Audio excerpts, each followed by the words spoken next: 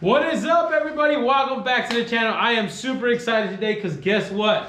We have the radiator cover, the GP radiator cover, I should say, for these G bodies. We've been working hard on this thing, and I think we got it dialed in. As a matter of fact, we're going to show you guys how to install this thing today. As a matter of fact, let me go show you. Let's bring you guys over to the table so you can see what you expect to get when you guys open up your box.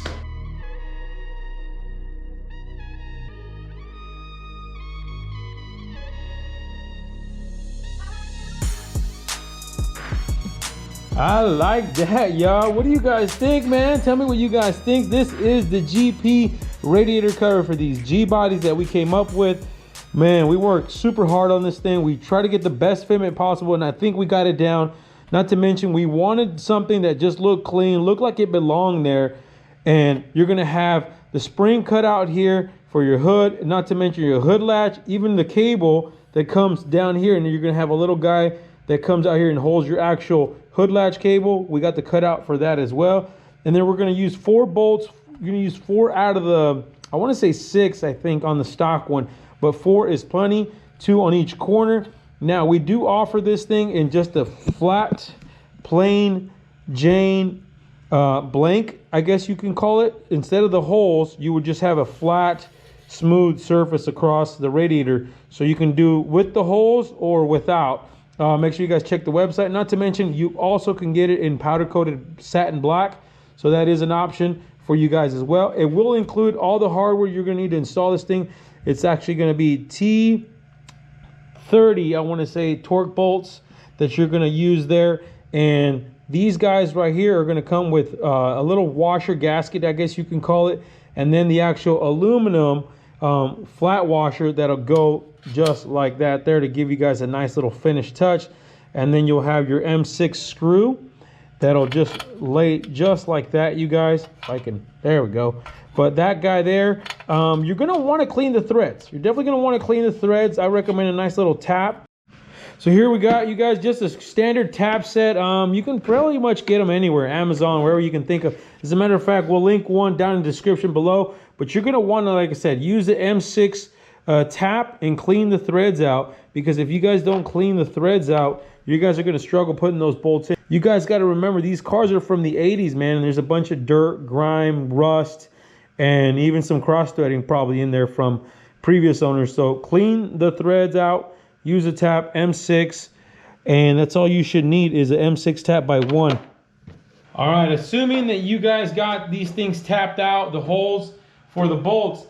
Now, once again, this radiator shroud or cover, you want to call it, is actually built around the GRIFFIN LS radiator. So if you guys are running a GRIFFIN, it's going to fit freaking perfect, like right dead on perfect.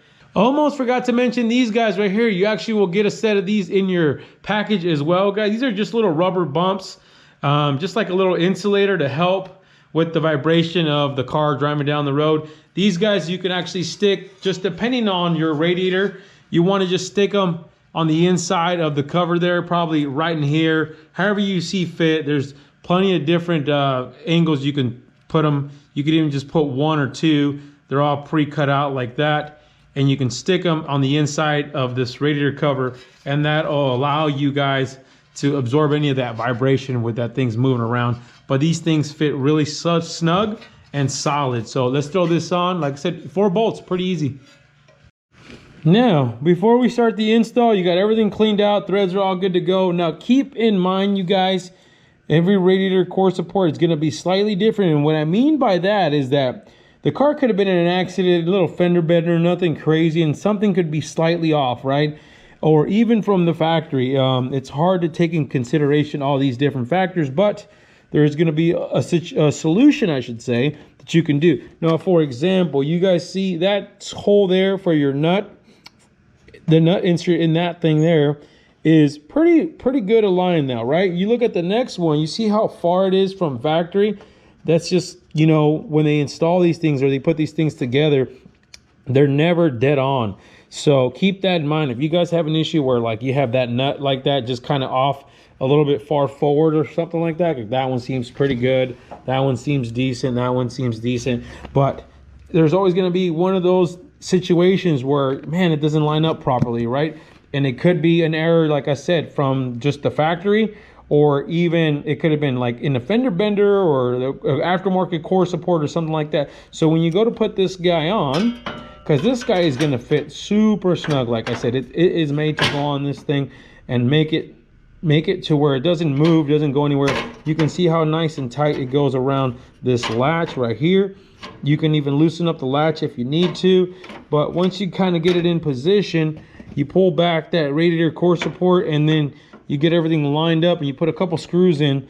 But now, for example, let's say that holds off slightly. I mean, just the little is smallest little bit, and you can't get the screw started. You can always take a drill bit and just ream this out a little bit, just barely a little bit, because remember, you have a little bit of room to play with because you have that nice flat washer, and you'll never see that hole if you decide to do that. But this thing should fit pretty well, you guys, without even having to do any of that stuff.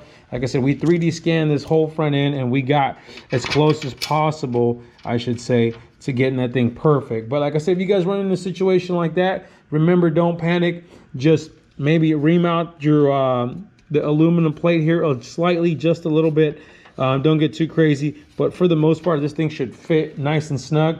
Let me put our bolts on real quick, and I can show you what this thing looks like. Once you get all your bolts lined up, ready to go, like I said, do not tighten any of the bolts till you got them all in. And then once you got them all in, obviously you can run them down one at a time, but I like to go in kind of a sequence. You go here, and then you'll not all the way down, come back to this side, just stagger them, so that way you're getting a nice even pressure throughout the whole panel. This thing should sit pretty flush once you guys got it snug down. And like I said, if you have any resistance putting these things in, make sure that the hole is cleaned out and you guys actually ran the tap through there. And second, if everything's not lined up properly, like I said, you might have to run a little bit of a drill bit in there just to kind of open up the hole a little bit, depending on your core support. It might be a little tweaked or something like that, but for the most part, you guys should have a good fitment overall once we get this thing nice and snug. Like I said, it definitely fits snug all the way around the latch along with the core support. You can see how nice and snug that thing fits, but everything else, there we go. Everything's good to go here. Like I said, if you keep tightening it, it's gonna just get flatter and flatter against the core support, and just like that, you got a good looking radiator support, nice and snug. I mean, look at this thing. This radiator is not gonna freaking move. Like shaking the car before we shake that radiator. Like, that thing fits super snug, super nice. I'm excited. Here's a better look from the front side here. I should say the back side of kind of what to expect. Like I said, it just comes up and over that lip on that Griffin and just hugs it, man. Like just a bear hug on that thing.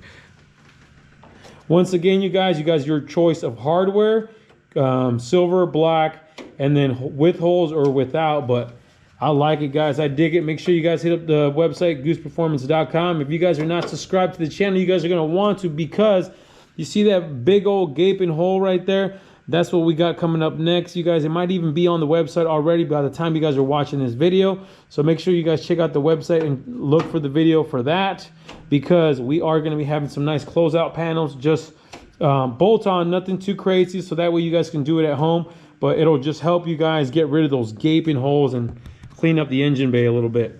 I think that's gonna do it for this video, you guys. Make sure you guys hit the thumbs up and subscribe button and hit the bell for notifications. And you guys already know, stay wrenching.